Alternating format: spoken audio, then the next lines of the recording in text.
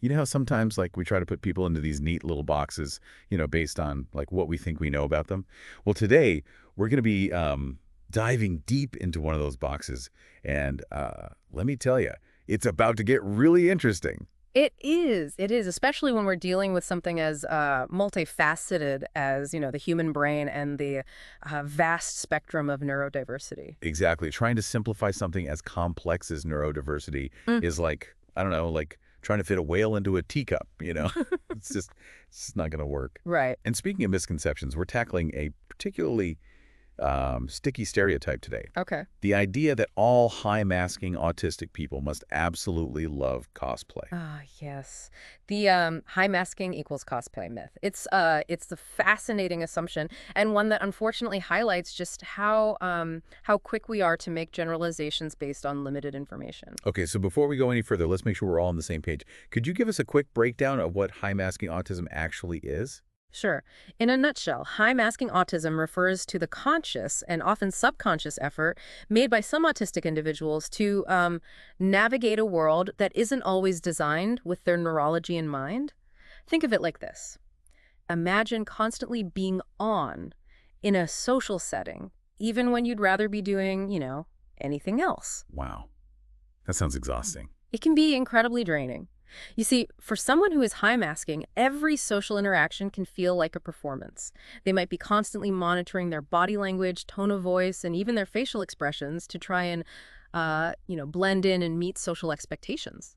So basically, they're putting a ton of mental energy into appearing neurotypical, even if it doesn't feel natural or comfortable. Precisely. And this constant effort to mask their true selves can lead to a host of challenges, including anxiety, exhaustion, and even feelings of isolation or disconnect from their authentic self. And this is where I imagine that cosplay stereotype comes in, right? Yeah. People see someone seemingly navigating social situations with ease and assume they must love engaging in similar activities outside of those situations. Exactly.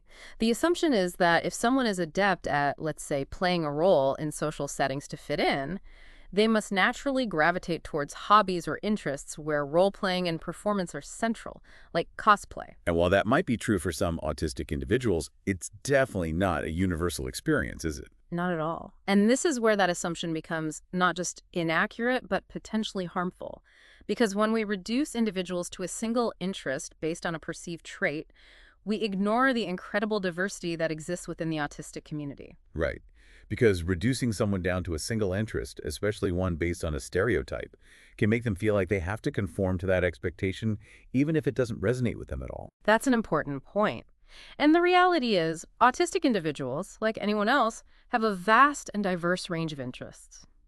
Some might be drawn to creative pursuits like painting, music, or writing, while others might find joy in more analytical fields like technology, engineering, or mathematics. It's like that saying, you can't judge a book by its cover.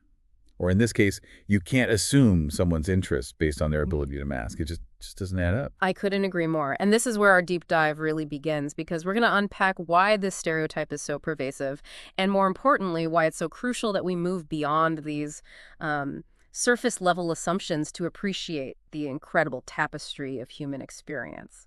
Okay, so we've established that assuming all high-masking autistic people love cosplay is about as accurate as saying all left-handed people are amazing artists. Right. There might be some overlap, sure, but it's definitely not a guarantee.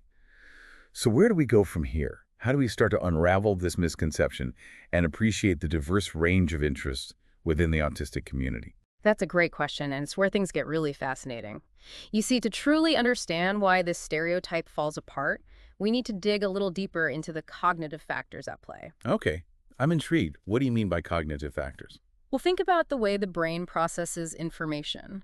For individuals on the autism spectrum, there's often a strong preference for patterns, systems, and logical thinking. Right, and that actually reminds me of something we read in Cheap ABA. They talked about how many autistic people are drawn to fields like technology, engineering, and mathematics. And when you think about it, those fields are all about patterns, systems, and logic. Precisely. It's not about being good at math or having a knack for coding because of some stereotype. It's about the way their brains are wired, the way they naturally gravitate towards those structured, predictable environments. And those environments can be incredibly stimulating and rewarding. So instead of forcing a connection between high masking and cosplay, it actually makes a lot more sense to connect it to the underlying cognitive preferences that might draw someone to those activities in the first place. It's like those interests were always there just waiting for the right environment to flourish. Exactly. And that's why it's so important to challenge these assumptions and create spaces where neurodivergent individuals feel comfortable exploring a wide range of interests without feeling pressured to conform to a specific mold. Absolutely. Yeah. Because who knows what incredible talents and passions we might be missing out on simply because we're clinging to these outdated stereotypes. Couldn't agree more. Now, speaking of challenging assumptions, Cheap ABA brought up another interesting point about the appeal of more hands-on, detail-oriented activities. Think model building, stamp collecting, or even something like woodworking. Oh, that's fascinating. I never would have thought to connect those interests to autism, but it makes perfect sense when you consider the level of focus, precision, and attention to detail involved. Exactly, and for some autistic individuals, those activities can be incredibly calming and therapeutic.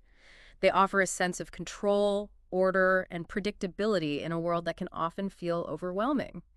It's not about being obsessed, as some might say, but rather about finding comfort and joy in those structured, repetitive tasks. And again, it all comes back to understand the why behind the what. Instead of just seeing the outward behavior, we need to dig deeper and appreciate the underlying cognitive factors driving those interests. I couldn't have said it better myself. It's about recognizing that everyone experiences the world differently, and those differences are something to be celebrated, not stigmatized. Absolutely. And speaking of celebrating differences, I'm curious to hear more about how we can actively support and encourage that diversity of interests within the autistic community. That's a great question and one we'll definitely delve into. So how do we do it? How do we move beyond just acknowledging the diverse range of interests within the autistic community and actually create an environment where those interests can truly flourish? Well, Cheap ABA actually offered some really practical advice on this, and it all starts with fostering a sense of exploration and open-mindedness. Think about Yeah, it. It's so easy to get stuck in our routines, sticking to what we know and what feels comfortable. But like stepping outside of those comfort zones, that's where the real growth happens, right? absolutely. It's like that saying, the magic happens outside your comfort zone. But I imagine for someone on the autism spectrum who might already be navigating a world that doesn't always feel welcoming, taking those risks can feel, extra daunting. You're absolutely right. And that's where encouragement and support from allies, whether it's family, friends, educators, or even just, members of the community can make a world of difference. It's about creating a safe space for exploration where it's okay to try new things, discover new passions, and maybe even stumble along the way, all without fear of judgment. And that actually reminds me of another point Cheap ABA brought up, the importance of validation. Because it's one thing to encourage someone to try new things, but if their interests are met with, like skepticism or dismissal, it kind of defeats the purpose, doesn't it? Exactly. Validation is key. It's about recognizing and appreciating those passions, even if we don't personally understand them or relate to them. It's about saying, hey, I see you. I see your passion for this, and I celebrate that. And sometimes that validation can be as simple as asking questions, showing genuine curiosity, and listening with an open mind. Exactly. It's like we were saying earlier about those hands-on hobbies, like model building or stamp collecting. We might not all understand the appeal, but by simply showing interest and asking questions, we're communicating acceptance and respect for that person's interests. We're creating a space where they feel seen and valued for who they are. And that, I think, is ultimately what it's all about, right? Creating a world where everyone, regardless of their neurology, feels empowered to embrace their authentic selves and pursue their passions without fear of judgment or limitation. You nailed it. It's about dismantling those boxes we talked about at the beginning of our deep dive.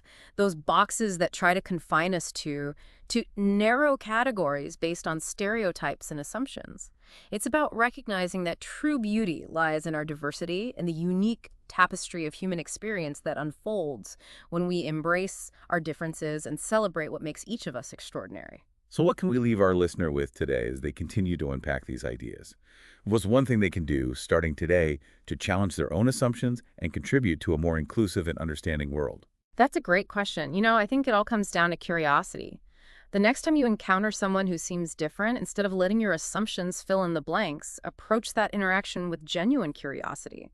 Ask questions, listen with an open mind, and be willing to challenge your own preconceived notions. You might be surprised by what you learn, not just about that person, but about yourself as well. What a powerful call to action. embrace curiosity, challenge assumptions, and celebrate the beautiful tapestry of neurodiversity. This has been an incredible deep dive, and I don't know about you, but I'm feeling inspired. As am I. Remember, the journey towards a more inclusive and understanding world begins with each and every one of us. And on that note, that wraps up this deep dive into the idea of high-masking autism and challenging the stereotype that all high-masking autistic people love cosplay. We hope this episode has encouraged you to think critically about the assumptions we make about others and to approach every interaction with curiosity and an open mind.